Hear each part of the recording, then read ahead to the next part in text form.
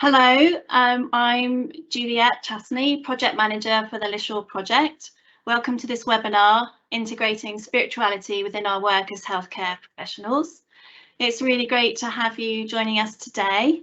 If you would like to quickly say hello in the question and answer section and say where you're from while I'm speaking, that would be great. This is the first in a series of 6 webinars on topics relating to spirituality and religion as experienced by ethnically diverse NHS staff during the COVID-19 pandemic. These webinars are part of the LiSHoRe project, which is a study funded by NHS England, and we have been conducting consultation groups with ethnically diverse NHS staff up and down the country to explore their experiences and guide us towards the topics for these webinars. How today's event will work is our speakers will have a discussion with each other for the first half an hour or so. Then we will open up to questions and answers. Everyone attending this webinar has their camera turned off and their microphone on mute. So if you would like to ask a question of our speakers, please type into the Q&A section and the questions will be moderated by Sophise, who you will see a little bit more of later. Please type your questions in as soon as you think of them while we're still talking, as there is a delay before we can respond. All of these webinars are being recorded and will be available on our webpage later. So, to introduce our speakers, our first speaker for today is Professor John Swinton, who is Professor in Practical Theology and Pastoral Care and Chair in Divinity and Religious Studies at the University of Aberdeen. For more than a decade, John worked as a registered mental health nurse and also worked for a number of years as a hospital and community mental health chaplain. In 2004, he founded the University of Aberdeen Centre for Spirituality, Health and Disability. He has published widely within the areas of mental health, dementia, disability, theology, spirituality and healthcare, qualitative research and pastoral care. Thank you for being with us today, John. And joining him in conversation is Reverend Dr. Guy Harrison, Director of the Oxford Centre for Spirituality and Wellbeing and Project Lead for the LiSHoRe project.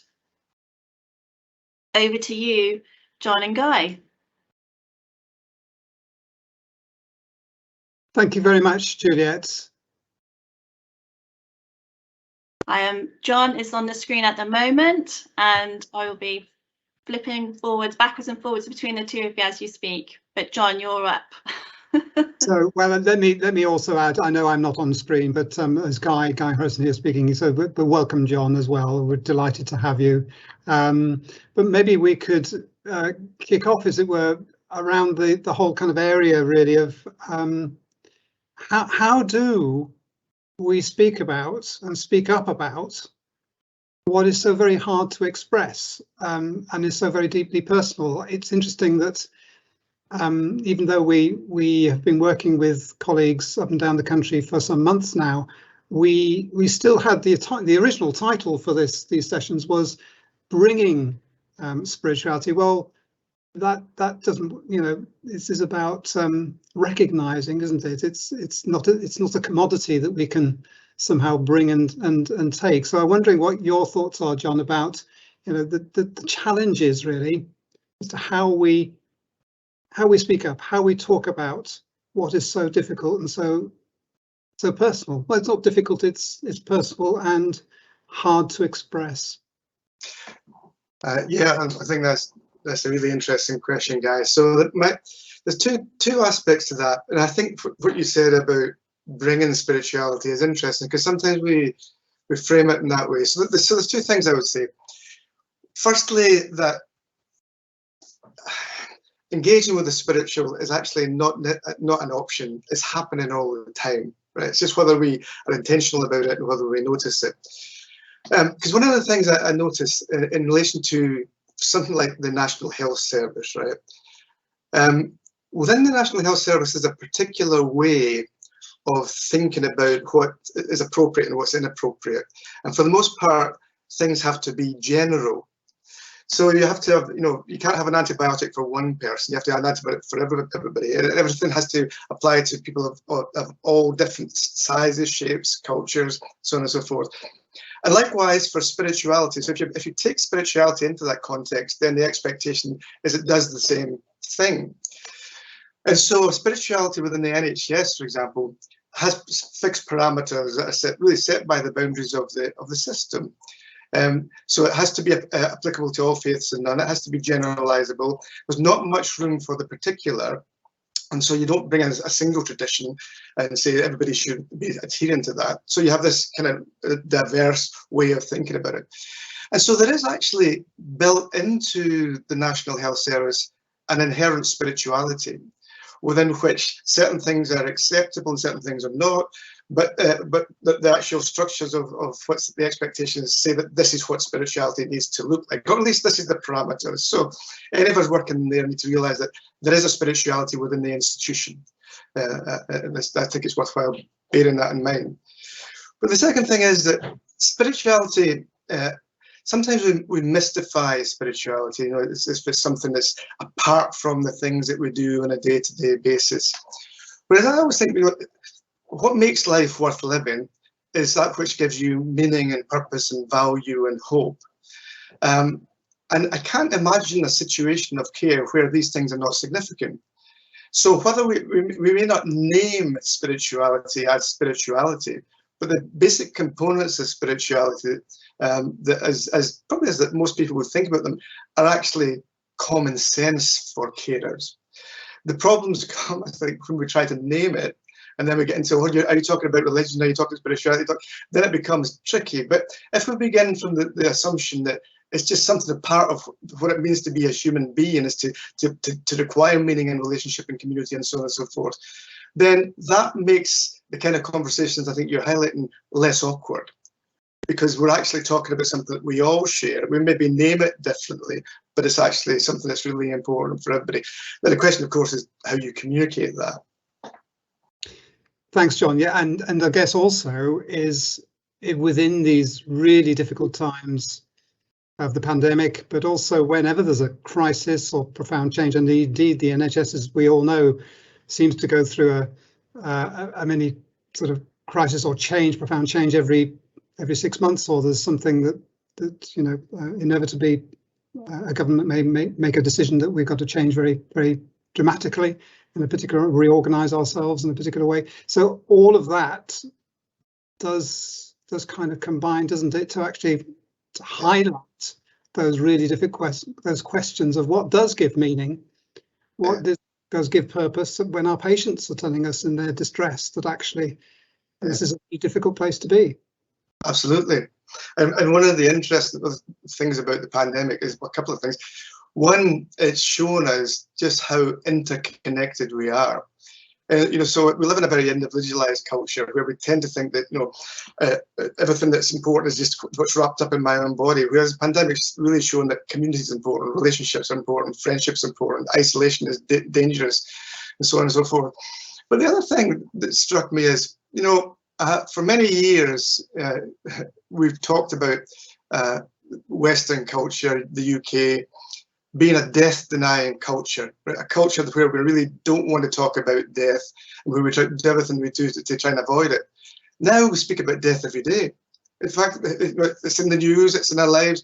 Death has become something that's very, very real for us.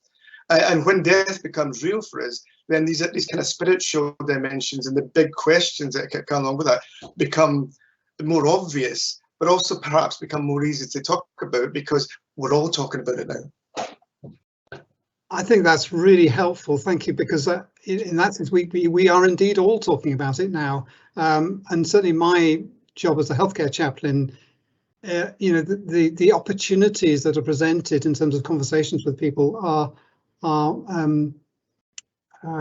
increased dramatically in that sense. And people readily want to be able to talk about what is deeply affecting them and often causing distress in terms of, you know, well, kind of we talk about moral injury now, don't we? And I think that's an issue that increasingly exhausted staff who have worked exceptionally hard find it difficult. Those of us who have a particular faith or a particular tradition or a particular spirituality find it difficult to kind of articulate, really, and trying to kind of understand. Yeah. Yeah, I think that's right. And I think the other dimensions to what you're saying there, Guy, is that it's much easier at the moment, I think, in some senses, for people to see the relevance of chaplaincy, because it's much more immediate what the chaplains do. It's much more immediate, the significance both for staff and for patients. And so in a kind of strange and kind of negative way, but also positive, it's an opportunity for chaplaincy really to come to the fore. And you know, I've noticed that in chaplains I've spoken to, and I supervised some chaplains who are working on the front line and have worked all the way through the pandemic. And you can just see that they've found it really difficult, because it's been a difficult job, because there's been so much need, so much pain, so much suffering. But at the same time, there's been a sense of affirmation, and in the sense they've found a space where they are actually doing something that nobody else is doing. And I think that's a really important space. It's always been there. It's not that it suddenly appeared because of the pandemic, but it's suddenly become apparent because of the pandemic. So I think that there's something helpful. The key will be, once things settle back to the new norm, whatever that looks like, whether we actually stop or push to one side the things that we've learned during the crisis. So the challenge for chaplaincy, I suppose, in some senses, is to keep going with that. Now this opportunity has happened, now people are beginning to look at you differently, then this is a great opportunity to find durability around that issue. Oh, absolutely, absolutely. And of course, our consultation groups are with ethnically diverse staff, yeah, who often do have a very deep faith, but who feel and have told us that their spirituality is not being addressed at work, that it often will tie in with their cultural background, their own context, and again, that's not acknowledged. So it's kind of how we work with those really difficult questions of religion and race and culture. Yeah, that's a small question. But I think that's right. And I think one of the things that we need to, well, I think probably one of the things that management and people in general to think about is that religion is not just a set of beliefs that you happen to believe in. Yeah, and your spirituality is just not a set of experiences that you happen to quite like. It's actually fundamental to who you are, and fundamental to who you are as a healthcare professional. You know, whether you're religious or non-religious, what you believe about the world is fundamentally important. So therefore, it needs to be, to have a healthy working environment, you need to have that acknowledged as part of your practice. And part of what is expected of you as a healthcare professional. I think the frustration comes in when that's not recognised, and when somebody, for example, has a tradition where maybe they have to pray at certain points of the day or do certain things, that's assumed to be, you know, the skiving off or whatever it is. But it's a fundamental misunderstanding. But it's also a misunderstanding that probably is counterproductive. There's some really interesting research on micro breaks. So micro breaks is when you're in a really busy environment and you just find a few moments to step back from that busyness of that environment, find yourself, and then you step back into it. And so you get a bit of perspective. You know, if you have a horribly busy day, step back for a few moments, step back into it, you can see things more clearly. And the thing about micro breaks is it increases productivity, which is quite interesting. But you know, you can see how that could be helpful in relation to understanding the significance and importance of stepping back for a few moments within for a spiritual practice or spiritual position, and then stepping back into it. So you're not stepping out in the sense you're avoiding work. You're actually doing something that enhances your work.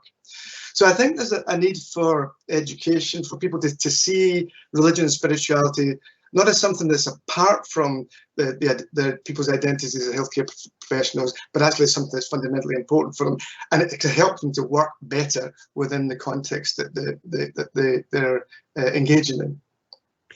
Thank you. I guess there's quite a bit of anxiety, isn't there? There's quite a bit of fear amongst perhaps, I don't want to kind of necessarily talk about necessarily managers, but people who have responsibility. I might get this wrong, or I might, you know, if I'm required to support my staff and I don't have a faith, or I come from a white British Anglo-Saxon kind of background. I don't know how do I kind of support my staff, and I think that often prevents people from speaking or indeed acknowledging that there are differences and there is diversity, and it's something to celebrate and to welcome.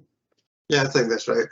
And I think the reality is that people might get it wrong, but the key is that doesn't stop you from asking the question. In fact, it should encourage you to ask questions. So if you get that situation where you're collaborating, you're asking questions, you get something wrong, then if you have an atmosphere where getting something wrong is not simply a mark of like you just don't know, or you don't care, you don't understand, but actually is part of an inquiry as to how I can best be with people in this situation, or how I can best encourage you to be the healthcare professional that you are. So it's a cultural thing. If you've got a culture where you can articulate yourself and not be afraid of getting things wrong, then there's a possibility. And within that, you have to have that sense of mutual advocacy, that you're actually speaking to one another and for one another, but in creative ways. So before you can overcome that kind of issue, you've really got to look at the culture and think, well, why is it that I can't speak into this culture, and why have I such a fear of getting it wrong, and what can I do to shift that? Yes, so speaking up and speaking out, when so often I think and again the evidence from the consultation groups is that some people, ethnically diverse staff particularly, feel disempowered, feel as if if they were to speak up, it would be misunderstood or indeed ignored. And so then it's a matter of confidence, isn't it? It's how we develop our confidence to be able to say, well, this is important to me. This is who I am. Yeah, it's a matter of confidence, and it's a matter of understanding. So when you've got a lot of different cultures in a small, relatively confined space, particularly if you're really, really busy, the temptation, the space you have is, or the space and time you have, makes it difficult to understand one another. It's difficult at the best of times because you're so busy. But trying to get an understanding of perspectives that are different from yours in a busy workplace is very difficult. But there's no reason why we can't have educational strategies that begin to help us to ask these kinds of awkward, difficult questions. So rather than simply thinking about, political correctness, we can't ask this or we can't ask that. There's nothing wrong with political correctness in the sense that, we want to be very careful and sensitive to the way that other people are. But maybe we need to learn how to ask difficult questions, and maybe we need to learn how to receive awkward questions. People constantly ask me as a person of colour awkward questions because they're trying to work out who I am. For example, a simple example is where do you come from? And they'll say, well, I come from Aberdeen, can you not tell by my accent? And then they say, where do you really come from? And there's two ways that I can respond to that. I can get really cross and say, I come from Aberdeen, or I can say, I know what you're saying, look, and I can draw them into a conversation that will help them to know where I come from, assuming that I know where I come from myself. So it's a matter of shifting, it's a matter of personal formation, so that you have strategies that you're able to deal with awkward questions. And it's a matter of getting confidence to be able to ask them and to be able to respond to them without conflict. And that requires a certain kind of formation as well as a certain kind of education. So how do we, this is a big question coming up, so in terms of formation, how do we therefore in that sense, you've mentioned training, how do we support staff to engage, to kind of to be able to ask and to be able to listen to those difficult, so there's those questions that actually potentially can lead to conflict? They can lead to conflict, and that I think is one role that chaplaincy can play, because chaplains have to be able to ask these kind of questions and have to be able to receive difficult answers.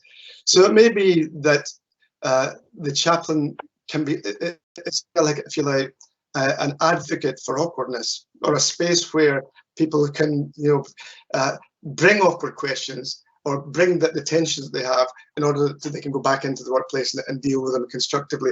So part of that formational process must be looking at other members of staff and saying, well, how do you deal with it? Well, I see you deal with it like that, so therefore maybe I can deal with it like that too.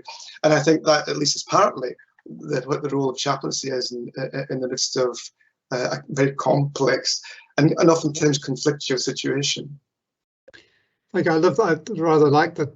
Well, I say like that the advocacy of awkwardness is quite a challenge. But yes, I'll take that on board, absolutely. And there may be some chaplains listening in who might like to sort of ask something about that.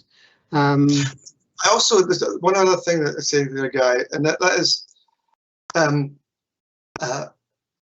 I've been doing some work recently on conflict and how you deal with conflict. And oftentimes we talk about conflict resolution, and that's the kind of obvious way to do it. But there's another dimension to the issue of conflict that's worth thinking about, and that's conflict transformation. So there's a whole kind of really interesting school of thinking there, that noticing that conflict is inevitable. And wherever you go, whatever you do, there's going to be conflict. And sometimes conflict can end up for something for good, or it can be something for bad, but it's always going to be there. Conflict transformation, conflict resolution tends to mean, well, we need to find some kind of common ground and hold down your beliefs and don't upset anybody in that sense. And then we can maybe find some kind of peace in the middle. Nothing wrong with that. Conflict transformation says, yes, there are conflicts. How can we transform these conflicts into something positive? And so it's a way of thinking and a way of educating people to deal with conflict that really, I think, looks for transformation rather than resolution.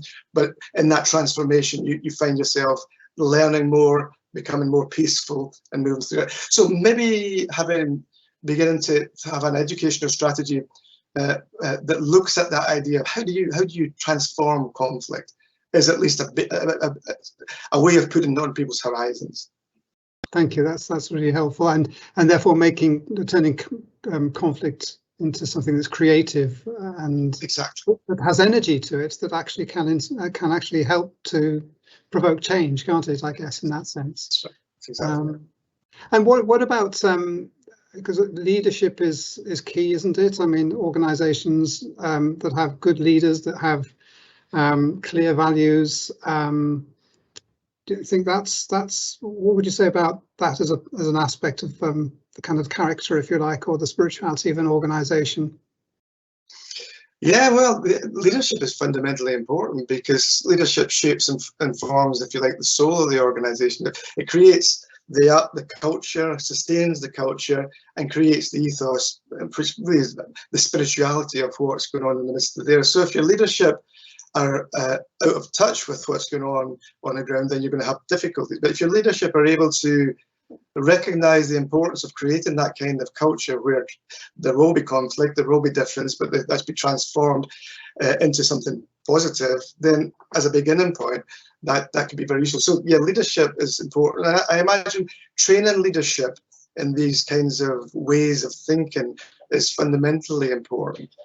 Because, but then the other side of that is, I don't know if you've ever thought about it, but organisations can have mental health problems.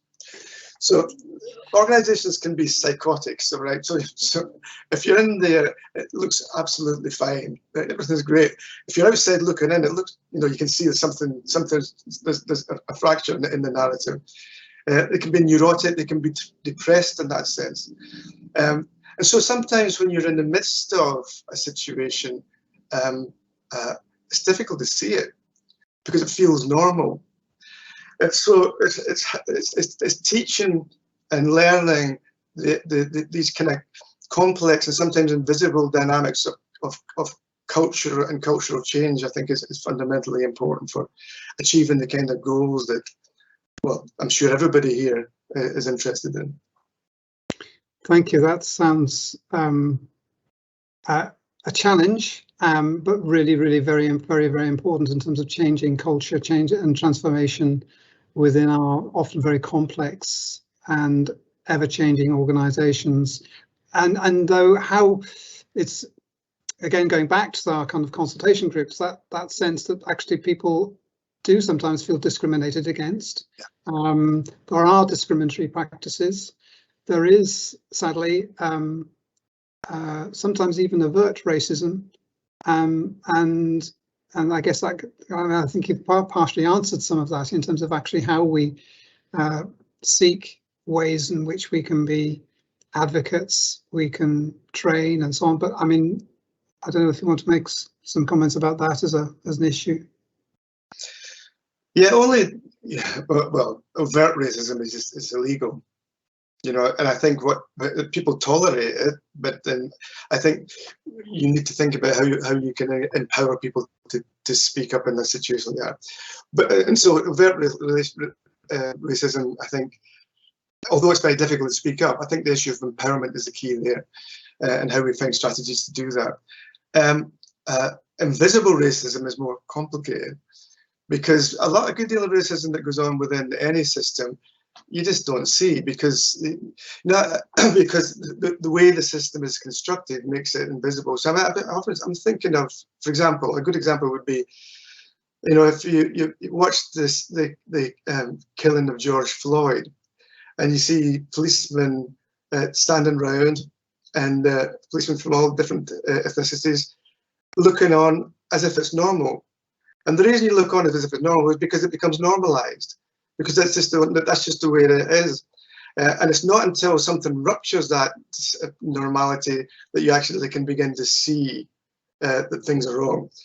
So as you empower people to speak, and I think, again, chaplaincies, management in particular, are good people for empowerment and advocacy. But as you empower people to speak up against overt racism, you'll very quickly discover the implicit racism within the system. So you'll be dealing with one issue, but you may, in doing that, you may actually raise people's consciousness to other issues. And I mean that constructively. If people want to see, they will see. But if people don't want to see, then you have a bigger difficulty. So that idea of empowerment, advocacy, consciousness raising, it helps us to just see that these two dimensions of racism, the overt and the invisible. Thank you so much, John. I'm wondering now whether this is an opportunity to seek some questions. I don't know whether Sophie or Juliet, you want to be able to help us out with some questions in the question and answer box. Yeah, Sophie, I'll hand over to you now. Yes, we have a couple of questions that have been put into the question and answer column. First question, Simon Moult, chaplain of Coventry and Warwickshire Partnership Trust, has asked, do each of our NHS trusts have a spirituality of the institution, and do they differ? I will ask Professor John Swinton to go first with this one. Yes, I think that's a good question.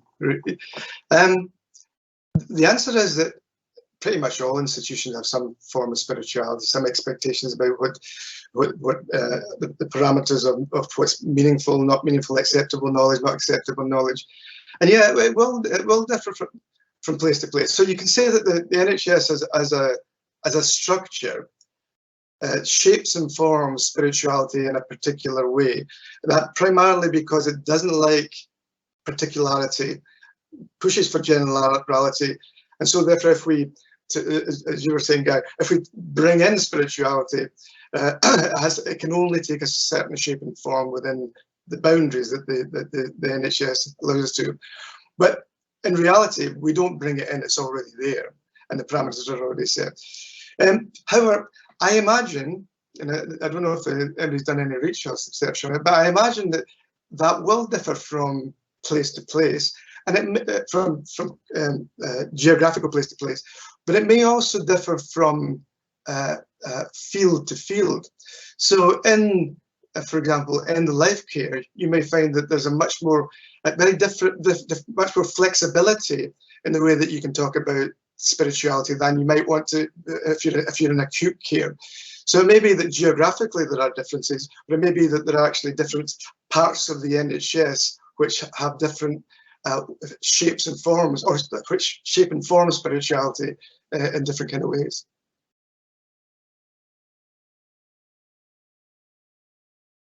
Thank you for that, Professor John Swinton. I have another question from Catherine Henschel, who has asked, on a practical level, what can be done to increase and improve ways in which spiritual support can be integrated into the healthcare system?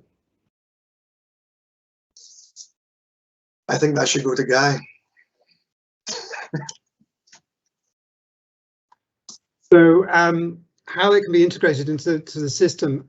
I mean, I think, and you would expect me to say this, that the chaplains do have a key role, but actually we have a key role in being able to help the organisation, support the organisation in being able to suggest that, for instance, staff are already often engaging in spiritual questions and difficult questions with patients, but may not know that or recognise it as such, and perhaps don't have the confidence of it. So I think actually, it's going back to what John was saying, is actually on my very first question, really. You know, we don't have to bring something; it's already often there, but needs to be uncovered or re-understood or reshaped or reaffirmed to be able to be revealed. And sometimes the dust cloths just need to be lifted off, and you can see that actually it's there already. And the good nurse is actually practicing spiritual care in her or his empathic response. That said, that's the kind of the personal, the relational. As an organisation, yes, we do need to have our strategies, and we need to have our approaches, and we need to have our,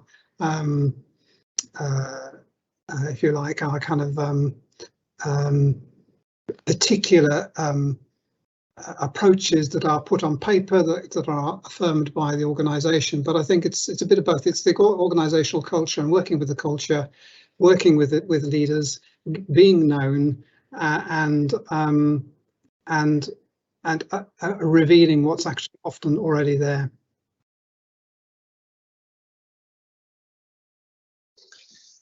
I guess there's two things I would it's worth putting on the table.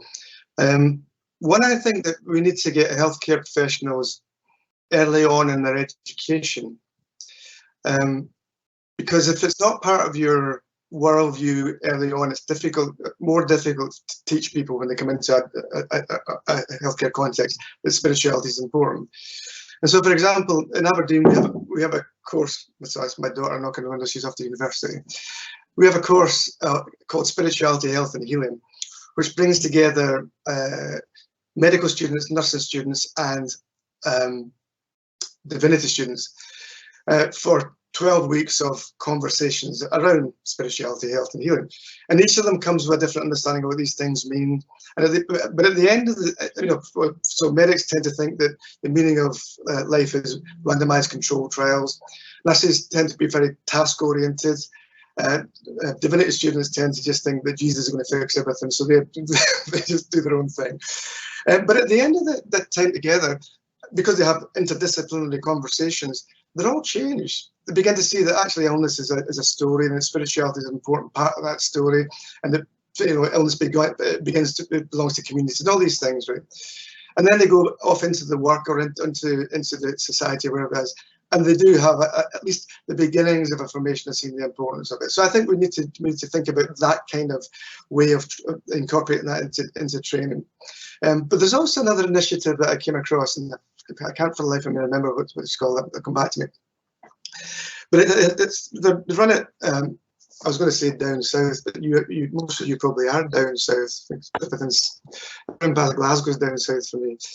And what happens there is in the trust, every month they gather together. This is initiated by management. They gather together, and a different healthcare professional talks about what they do. And so they gather together for lunch, and then a nurse will speak about what they do, and then the following month a porter will talk about what they do, or a chaplain will talk about what they do. And what happens is that begins to break down barriers so that people can begin to see the way in which all these different interlocuting pieces come together in a standard ward situation. Now, it needs to be initiated by management because there has to be a bit of clout to say people to go. but that seems to work well to raise the profile of the way in which all these disciplines hold together. So these two, education and then education within a professional context, are at least beginning points for formation.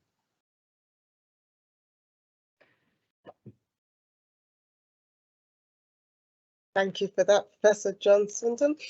I have another question from Abdullah Sharjam. How do we consider spirituality as the core, of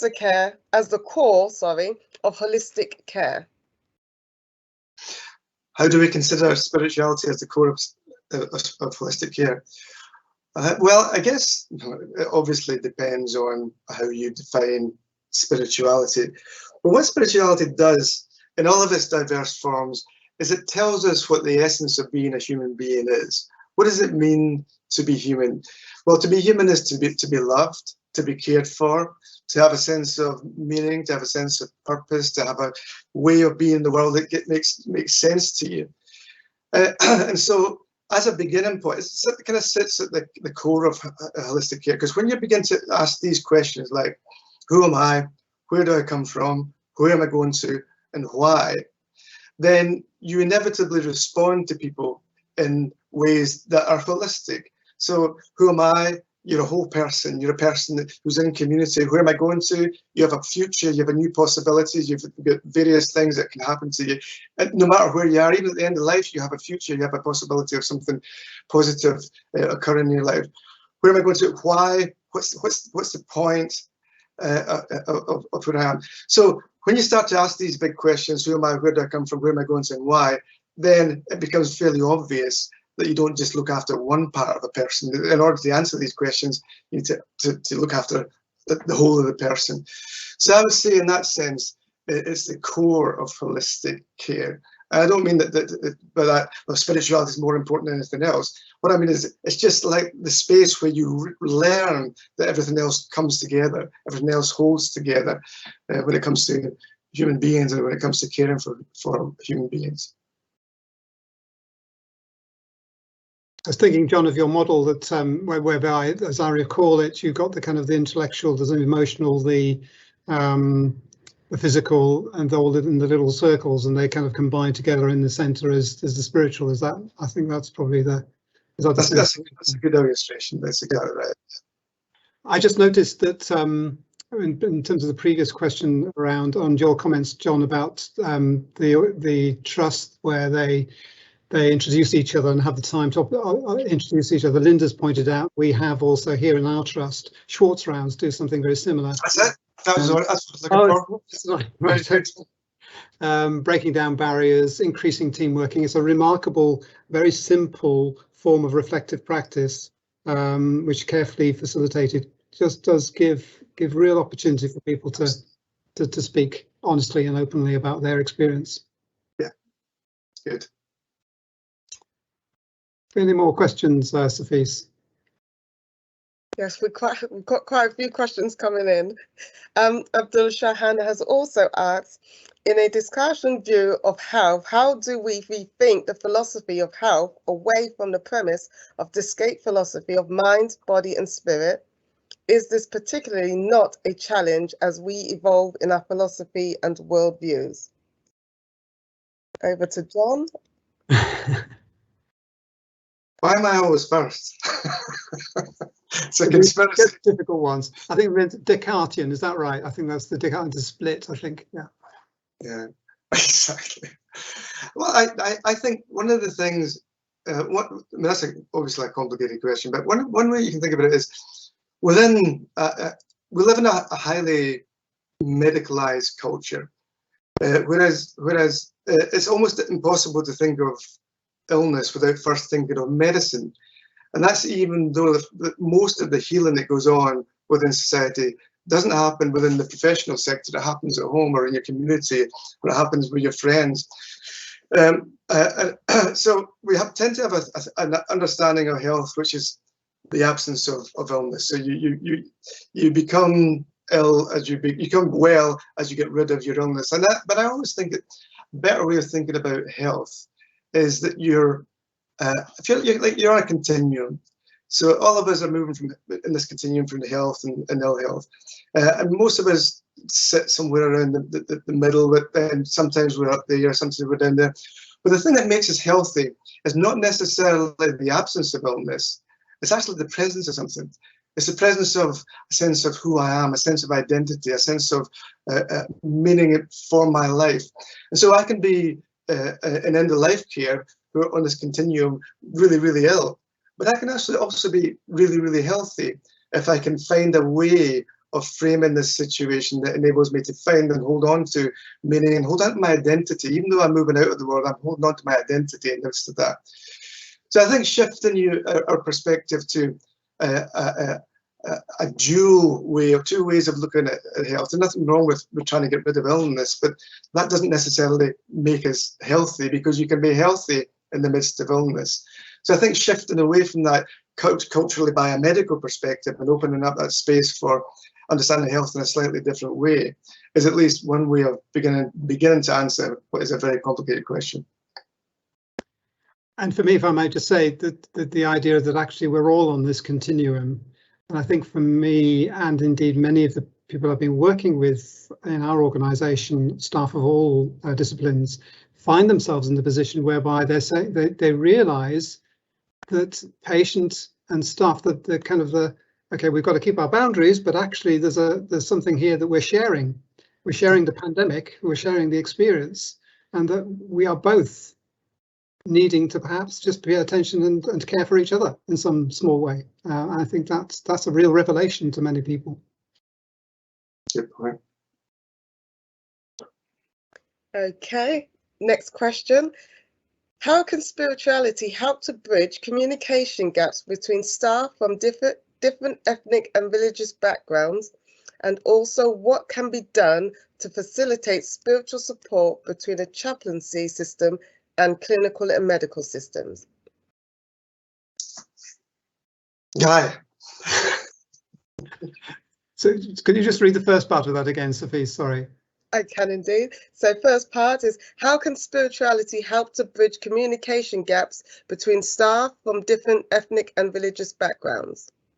Well, I think as John's been saying, it's this attention to and listening to and being aware of and being prepared to be open to a conversation. Sometimes a conversation that might be a little bit tricky, difficult, because we feel as if we're sort of stepping on eggshells, but actually is a necessary one, so that I get to understand, I get to know, I get to experience something of the difference and what it feels like. And that way I can then hopefully become that bit more empathic and supportive and understanding, and can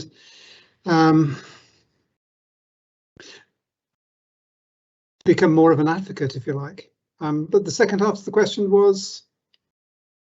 Second half of the question was, what can be done to facilitate spiritual support between the chaplaincy system and the clinical and medical systems? Well, I think that there's a danger that we're separated out. So if we're saying we are supporting, there's a mutuality that needs to grow there, I think, between the medical and clinical kind of, we're part. I see myself as an extended part of the clinical team. So as some clinical teams might not see that and find that a difficult bit of a challenge, but actually, as soon as you engage with a particular issue, a particular need, a particular patient, you can break down those kinds of barriers so that actually it becomes a mutual aid. So it's not separated out. It's not a kind of, I'm coming in to do, and I'm sure this isn't meant by the question, but there is a danger that chaplaincy, like any other, can come in as if we're going to do something for somebody, and whilst we may well, and we of course have an expertise and a particular training where we're offering something, it's actually the better is the kind of the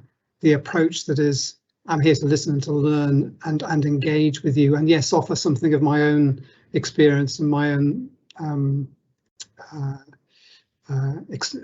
training and insight, but actually there's a relational aspect that's key, I think, to breaking down those sort of barriers and integrating. Yeah, that's good. The only thing I would add to that is on the first part of the question, is I think what spirituality does, amongst other things, is it gives us a space within which we can find common ground, because it's common experience, common needs, but it enables us to have a common ground, but also that common ground enables us to see difference, not as a threat, not as something that should be eradicated, but simply as difference. So once you find that common ground, that we're all basically looking for the same things in life, we just maybe do it in different ways, then it's much easier to get to that second level where we're actually physically dealing with distance. So I think what spirituality does, it enables you to see the world differently in that sense. It enables you to see one another differently. And when you begin to see that difference, then these more conflictual issues become less problematic. Okay, another question from Warwickshire. You mentioned that COVID increased people's openness to spirituality. Do you think, for related reasons, spirituality is perhaps more accepted in palliative contexts? I'll pop this one to Professor John Swinton.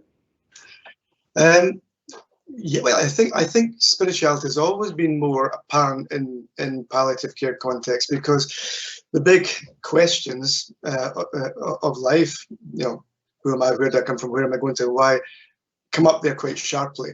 So if you're in an acute psychiatric situation, spiritual questions are not always as obvious as they are if you're in an end-of-life situation where it's very much in your face. And there's some interesting research that points out that one of the reasons why spirituality in general and religious spirituality in particular is helpful in end-of-life context is because it answers questions that other disciplines can't answer.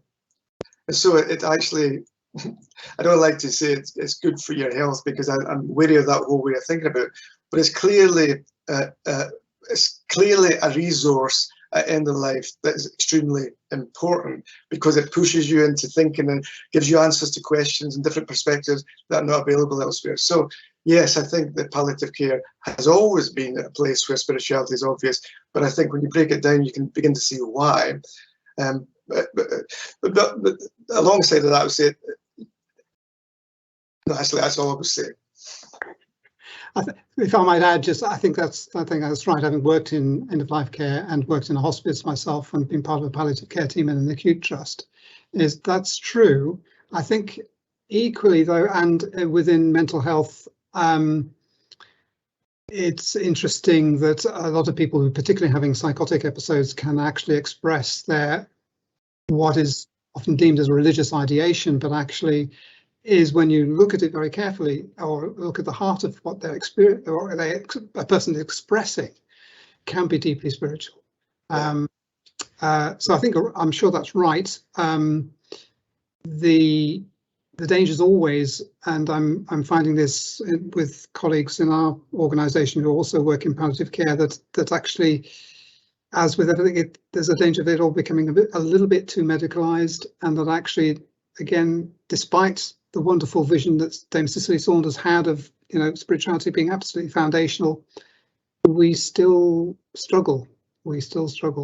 Although, as you say, it's in your face in so many ways. That sounds it's not quite what I meant, but it's there and very present.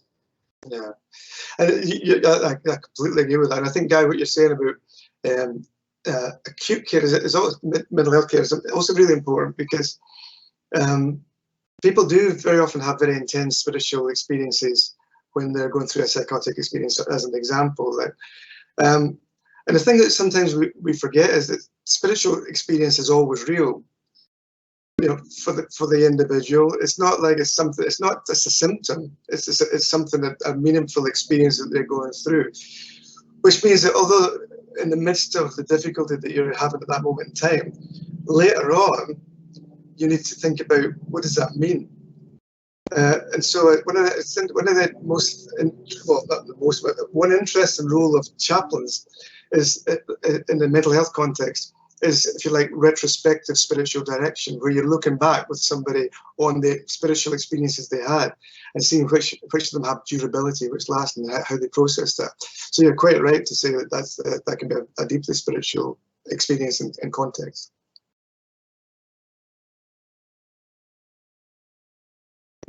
Okay, I have another question.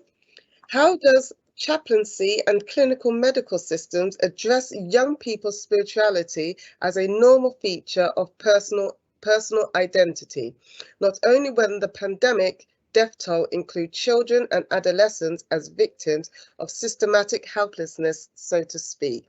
I'll pop this one to Dr. Reverend Guy Harrison first. Gosh, the tragedy of children and young people finding themselves so distressed and so, I guess, on their own and isolated is a societal challenge and tragedy. I'm not sure I have the answers to that question. It's a very important question. And it's perhaps trite to say it, but it's true in terms of actually knowing how to engage with and listen to the young person's experience and the experience of children. We're very well aware in our organisation, and I'm sure I know it's a national issue, is the number of people waiting to receive care from child and adolescent mental health services is high. Too high, and how we support children and young people to understand in a very complex and difficult world is a massive challenge. And I am afraid I would struggle to know what the answers are, other than to say that engaging with people as best we can, trying to kind of have a sense of it's about culture as much as anything. And, you know, someone who's over 60, that's a little bit of a challenge for me to kind of engage with, but my children, grandchildren are beginning to kind of, learning and knowing what the particular issues are, particularly in the online world. I don't know, John, I think I'll pass this one over to you. Yeah, I don't really have an answer for that question beyond what you're saying. I mean, there is a general problem. I mean, the lockdown has been a problem for kids. I mean, and for younger people, as it has been for older people. Because if you're alone with your own thoughts and your own phone for months on end, then it's not difficult to see how the problems would emerge. But there's a general problem. So the short answer is I don't have an answer to that question. But there is something that's worth thinking about, and that's the fact that the way in which social media is actually isolating all of us, but particularly young people in very unhealthy ways. Because we live in a culture within which absence is becoming more and more of a norm. So, if you can imagine sitting around at the table in a restaurant with 4 people on their phones, people all over the world, really, present but not absent. And so culturally, we're becoming more and more absent. And it's becoming more and more difficult for people to be present in the midst of that situation. So you actually have a situation where social media is constructing absence as a norm. Then you place people into this acute and highly stressful situation of the pandemic. None of us have the resources, but those who are used to using social media as the primary way of dealing with the world, absence combined with segregation is just a recipe for all sorts of difficulties. But my point is, we need to be more careful with social media. I think there's a big mental health issue there that needs to be talked about in relation, not just to younger people, but particularly younger people, but to all of us. Okay, thank you for that. I'm aware of time. Vivian would like to know, are there transformational coaches to support staff within the NHS? I'll pop that one to Guy. The short answer is there are. Yes, we can, if you want to kind of contact me separately. I can't identify the actual. I know there is a national list of coaching staff who can support transformation, both personal and kind of professional, and in terms of leadership style. I'd need to kind of do a bit of digging, but there are folk around there. Yeah. Okay. And another question, how can we bring spirituality to people with dementia? People with dementia. The same way as we would for anybody else. I mean, spirituality has to do with a sense of connection, a sense of being valued, a sense of being loved, and a sense of people desiring to be with you. And I think when it comes to people with, well, certainly people with advanced dementia, these are the very things that people oftentimes don't experience. Because dementia is a highly stigmatized condition. And think about it, how do you gain value? You gain value because somebody gives you value. Value is not something that you work up by yourself. It's a gift that's given to you by other people. And if you're a devalued group of people, like people with advanced dementia very often are, then there's nobody around to give value. So in terms of spirituality, the answer is fairly straightforward. Give people the gift of friendship, the gift of value, the gift of presence, and the gift of being a part of something, even though you may not be able to cognate that. Simply, you can, through your presence, your relationship, you can begin to communicate without words necessarily the core of what spirituality is about.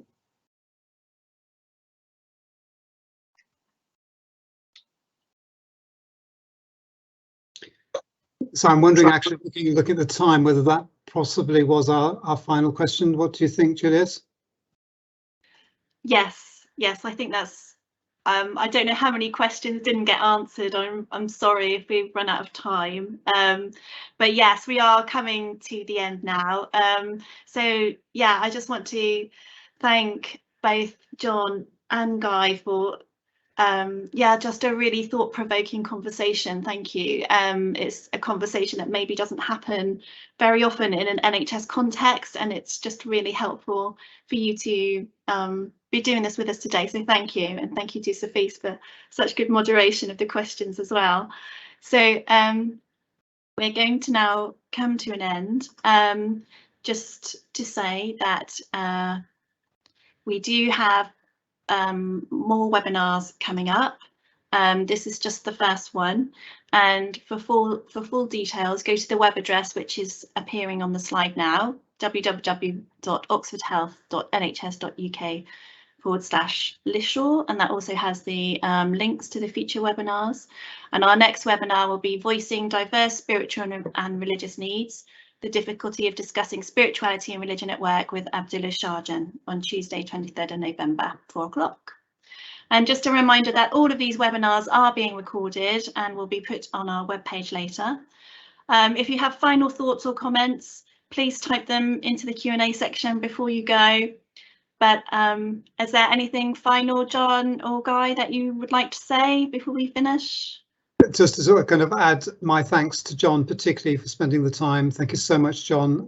Really appreciate that and your insight and wisdom. Thank you. It's been a pleasure. I've enjoyed the conversation. Thank you for the invitation. That's great. Thank you very much. Thank you, everyone, for coming. Thank you for all our attendees, and have a good evening.